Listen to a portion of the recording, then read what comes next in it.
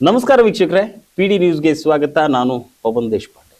ರಾಮದುರ್ಗ ಪಟ್ಟಣದಲ್ಲಿ ಗೂಳಿಗಳ ಕಾಟ ಜಾಸ್ತಿ ಆಗಿತ್ತು. ಇದರಿಂದ ಸಾಕಷ್ಟು ತೊಂದರೆಗಳನ್ನ ಇಲ್ಲಿನ ಸಾರ್ವಜನಿಕರು ಅನುಭವಿಸ್ತಾ ಇದ್ರು. ಈ ಒಂದು ಗೂಳಿಯ ಕಾಟದಿಂದ ಒಬ್ರು ವೃದ್ಧೆ ಕೂಡ ತೀರ್ಕೊಂಡಿರುವಂತಹ ಪ್ರಕರಣವು ಕೂಡ ದಾಖಲಾಗಿರುವಂತದ್ದು. ಜೊತೆಗೆ ಸಾಕಷ್ಟು ಜನರಿಗೆ, ಬೈಕ್ ಸವಾರರಿಗೆ ಹಾಗೂ ಏನು ತರಕಾರಿಯನ್ನ ತೆಗೆದುಕೊಂಡು ಹೋಗಲು ಬಂದಿರತಕ್ಕಂತ ಸಾರ್ವಜನಿಕರ ಮೇಲೂ ಗೂಳಿ ದಾಳಿಗಳಾದಂತಹ ಪ್ರಕರಣಗಳು ಸಾಕಷ್ಟು ಕೇಳಿ ಬಂದಿದೆ. ಈ ನಿಟ್ಟಿನಲ್ಲಿ ಪುರಸಭೆ ಒಂದು ದಿಟ್ಟ ಹೆಜ್ಜೆಯನ್ನ ಕೈಗೊಂಡಿರುವಂತದ್ದು. ಇದಕ್ಕೆ ಸಾರ್ವಜನಿಕರು ಕೂಡ ಸಾಕಷ್ಟು ಸಹಕಾರವನ್ನ ನೀಡಿದ್ದಾರೆ ಅಂತ ಹೇಳ್ಬೋದು.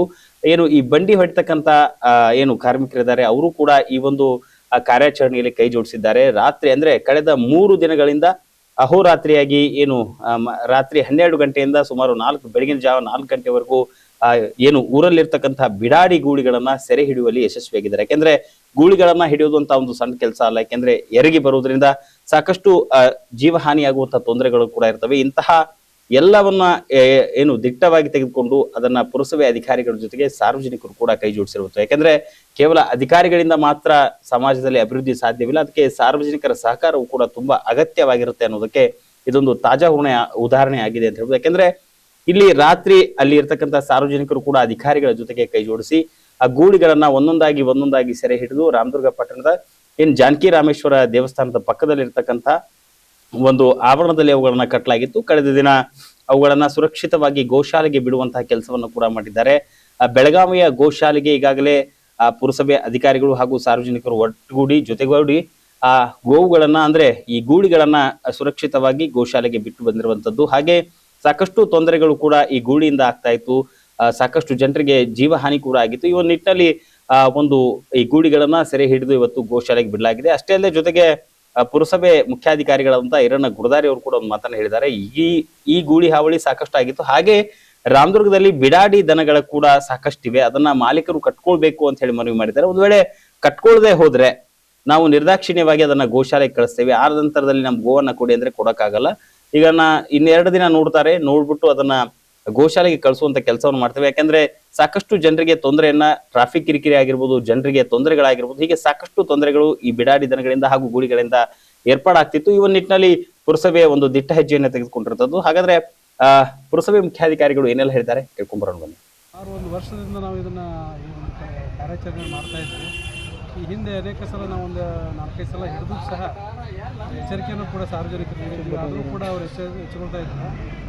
ಈ ಕಾರಣ ಈಗ ನಾವು ಪ್ರಥಮವಾಗಿ ಈಗ ಸಾರ್ವಜನಿಕರಿಗೆ ತೀವ್ರತರವಾಗಿ ತೊಂದರೆ ಉಂಟು ಮಾಡಿದ ಗೂಳಿಗಳನ್ನು, ಎಲ್ಲ ಗೂಳಿಗಳನ್ನು ನಮ್ಮಲ್ಲಿ ಏನು ರಾಮದುರ್ಗ ವ್ಯಾಪ್ತಿಯಲ್ಲಿ ಇದ್ದು ಎಷ್ಟು ಗೂಳಿಗಳನ್ನು ಪ್ರಥಮ ಹಂತವಾಗಿ ಈಗ ಹಿಡಿದು ಅವನ್ನ ಈಗ ನಮ್ಮ ಇಲ್ಲೇ ಸಮೀಪದ ಗೋಶಾಲೆಗೆ ಸ್ಥಳಾಂತರ ಮಾಡೋಕ್ಕೆ ಕ್ರಮ ತಗೊಂಡ್ವಿ. ಇನ್ನು ಮುಂದುವರೆದ ಎಲ್ಲ ಸಾರ್ವಜನಿಕರು ಇನ್ನೊಮ್ಮೆ ಅಥವಾ ರೈತರಿಗೆ ಹೇಳೋದು ಇಷ್ಟಪಡೋದೇನೆಂದರೆ, ಇನ್ನೂ ಕೂಡ ತಮ್ಮ ಮನಿಮಾರು ದನಗಳ ರಸ್ತೆಗಳಲ್ಲಿ ಅನಧಿಕೃತವಾಗಿ ಬಿಡ್ತಾ ಇದೆ. ಇದರಿಂದ ಕೂಡ ಸಾರ್ವಜನಿಕರಿಗೆ ತೊಂದರೆ ಆಗ್ತಾಯಿದೆ. ಅವನ್ನೂ ಕೂಡ ತಾವು ತಮ್ಮ ಮನೆಯೊಳಗೆ, ರೈತರು ಇರ್ತಕ್ಕಂಥ ಎಲ್ಲ ದನಗಳನ್ನು ತಮ್ಮ ಮನೆಯೊಳಗೆ ಕಡ್ಡಾಯ ಕಟ್ಕೊಳ್ಬೇಕು. ಮುಂದೆ ಇನ್ನೊಂದು 2 ರಿಂದ 3 ದಿನದೊಳಗೆ ಇನ್ನೂ ಎಲ್ಲ ದನಗಳನ್ನು ಕೂಡ ಹಿಡಿಯುವಂಥ ಒಂದು ಪ್ರಯತ್ನ ಮಾಡಿ ಈಗಾಗಲೇ ಗೋಶಾಲೆಗಳಿಗೆ ಕೂಡ ನಾವು ಒಪ್ಪಿಸಿದ್ದೇವೆ. ಸರ್, ಎಷ್ಟೇ ದನ ಇದ್ದರೂ ತೊಗೊಂಬರಿ ಅಂತ ಒಪ್ಕೊಂಡಿದ್ದಾರೆ. ಅವನ್ನೂ ಕೂಡ ಸೇರ್ಪಡೆ ಮಾಡ್ತೇವೆ ಅಂತ ಹೇಳ್ತಾ ಸಾರ್ವಜನಿಕರು ಕೂಡಲೇ ತಮ್ಮ ಎಲ್ಲ ಮಣಿಮಾರು ದನಗಳನ್ನು ತಮ್ಮ ಮನೆಯಲ್ಲೇ ಕಟ್ಟಾಕಬೇಕು. ಒಂದು ವೇಳೆ ಬೀದಿಯಲ್ಲಿ ಬಿದ್ದರೆ ಕಡ್ಡಾಯವಾಗಿ ಅವನ್ನ ನಾವು ಗೋಶಾಲೆಗಳು ಸ್ಥಳಾಂತರ ಮಾಡ್ತೀವಿ. ಮತ್ತು ವಾಪಸ್ ಈಗ ಅವರು ಕಂಡೀಷನ್ ಹಾಕಿದ್ದಾರೆ ಗೋಶಾಲೆಗಳು, ಒಂದು ಸಲ ನಮ್ಮ ಗೋಶಾಲೆಗಳು ತಂದು ನೀವು ಕೊಟ್ಟರೆ ಹೊಳ್ಳಿ ಯಾವುದೇ ಕಾರಣಕ್ಕೂ ನಾವು ಕೊಡೋಂಗಿಲ್ಲ ಅಂತೇಳಿ. ಅದೊಂದು ಸಾರ್ವಜನಿಕರು ಭಾಳ ಎಚ್ಚರಿಕೆಯನ್ನು ವಹಿಸಬೇಕು. ಒಂದು ಸಲ ನಮ್ಮ ಕಡೆ ಸಿಕ್ಕು ನಾವು ಗೋಶಾಲೆಗಳನ್ನು ಸ್ಥಳಾಂತರ ಮಾಡಿದ್ವಿ ಅಂದರೆ ಯಾವುದೇ ಕಾರಣಕ್ಕೂ ನಿಮ್ಮ ದನಗಳು ನಿಮಗೆ ವಾಪಸ್ ಸಿಗೋದಿಲ್ಲ. ಕಾರಣ 1-2 ದಿನಗಳಲ್ಲಿ ತೀವ್ರವಾಗಿ ಅದನ್ನು ತಾವು ವೈಯಕ್ತಿಕವಾಗಿ ಕಾಳಜಿ ವಹಿಸಿ ಸಾರ್ವಜನಿಕರಿಗೆ ಯಾರೂ ತೊಂದರೆ ಆಗಲಾರ್ದಂಗೆ ನಾವು ನಮ್ಮ ಮನೆಮಾರು ದನಗಳನ್ನ ತಾವು ಕಟ್ಕೊಂಡು ಒಳ್ಳೆಯದಂತ ಹೇಳ್ತಾ ಮತ್ತೊಮ್ಮೆ ನಾನು ಈಗ ಗೂಳಿ ಹಿಡಿಯೋದು ಸಣ್ಣ ಕೆಲಸ ಅಲ್ಲ ಸರ್. ಯಾಕೆಂದರೆ ಅವರು ಭಾಳ ಅಗ್ರೆಸಿವ್ ಆಗಿರ್ತವೆ. ಕಳೆದ 3 ದಿನದಿಂದ ಕಾರ್ಯಾಚರಣೆ ಮಾಡಿದ್ವಿ ಸಾರ್ವಜನಿಕರು.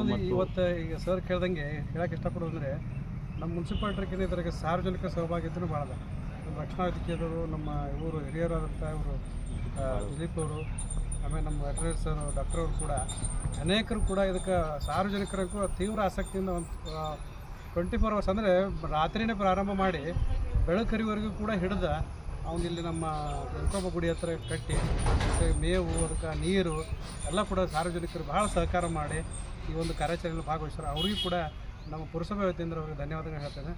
ಕಾರಣ ಇದೊಂದು ಎಲ್ಲರ ಸಾರ್ವಜನಿಕರು ನಾವು ಎಲ್ಲರೂ ಸೇರಿ ಮಾಡಿದರೆ ಸಾರ್ವಜನಿಕರಿಗೆ ಯಾವುದೇ ರೀತಿ ತೊಂದರೆ ಆಗಲಾರ್ದಂಗೆ ಅಂತ ನಾವು ಭಾವಿಸ್ತಾ ಎಲ್ಲರೂ ಕೂಡ ಇದೇ ರೀತಿ ಸಹಕಾರ ಮಾಡಬೇಕು. ಹಾಗೂ ಮುಖ್ಯವಾಗಿ ನಮ್ಮ ರೈತರು ನಮ್ಮ ರೈತಾಪಿ ಜನರು ಏನು ರಾಮದುರ್ಗದಲ್ಲಿ ಇದ್ದಾರೆ ದಯವಿಟ್ಟು ತಮ್ಮ ಮನೆಮಾರು ದನಗಳನ್ನ ದಯವಿಟ್ಟು ಇವತ್ತೇ ನಾಳೆ ನಾಡ್ದಲ್ಲಿ ಇವತ್ತೇ ತಾವು ಕಟ್ಕೋಬೇಕು. ಒಂದು ವೇಳೆ ರಸ್ತೆ ಮೇಲೆ ಬಂದರೆ ಹಿಂದೆ ಹೇಳ್ದಂಗೆ ಕಡ್ಡಾಯವಾಗಿ ನಾವನ್ನ ಆ ಗೋಶಾಲೆಗೆ ಸ್ಥಳಾಂತರ ಮಾಡ್ತೀವಿ.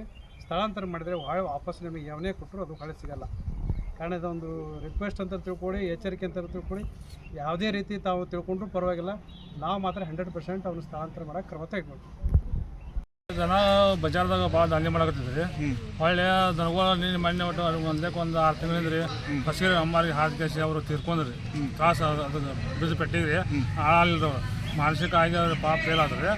ಹೊಳ್ಳಿ ಹಂಗೆ ಸರ್ ಅಲ್ಲಿ ಬ್ಯಾಟ್ಯಾಗ ಬಂದ ಸರ್ ಗಾಡಿ ಮೇಲೆ ಸಣ್ಣ ಸಣ್ಣ ಮಕ್ಳು ಇರ್ತಾರೆ ರೀ, ಕೈಪಲ್ಯಸ್ತ್ರ ಮುದುಕ್ ಇರ್ತಾರೆ ರೀ, ಸಂತಿಗೆ ಬರೋ ಮಂದಿಗೆಲ್ಲ ಹಾಕಿ ಕ್ಯಾಶ್ ಉಣ್ಣು ಮಾಡ್ತಾವ ಅಂತ ಹೇಳಿ ನಮ್ಮ ಚೀಫ್ ಆಫೀಸರ್ ಸರ್ ನಮ್ಗೆ ಕರೆದ್ರಿ. ಇಲ್ಲ ಮತ್ತು ಹಿಂಗೆ ಹಿಡಿಬೇಕು ಹಿಡಿದು ನೀವು ಸಹಕಾರ ಮಾಡಿರ್ತೀವಿ. ಆಯ್ತು ನಮ್ಮ ಹುಡುಗರೆಲ್ಲ ಹಿಡ್ಕೊಂಡು ಕ್ಯಾಶ್ ನಾವು ಇಷ್ಟು ಹುಡುಗರೆಲ್ಲ ಒಗ್ಗಟ್ಟಾಗಿ ಅಭಿನವ ಆಯ್ತು ಸರ್, ಬಾಡಿ ಗಾಡಿ ಸರ್ ಆಯ್ತು ರೀ, ಎಲ್ಲ ಕೂಡಿ ಕ್ಯಾಶ್ ಒಕ್ಕಟ್ಟು ಕೂಡಿ ಕ್ಯಾಶ್ ಇಷ್ಟು ಕೂಡಿ ಹಿಡಿದು ಕ್ಯಾಶ್ ನಾವು ಒಪ್ಸಿದ್ವಿ. ಈಗ ನಮ್ಮ ಗೋಶಾಲೆ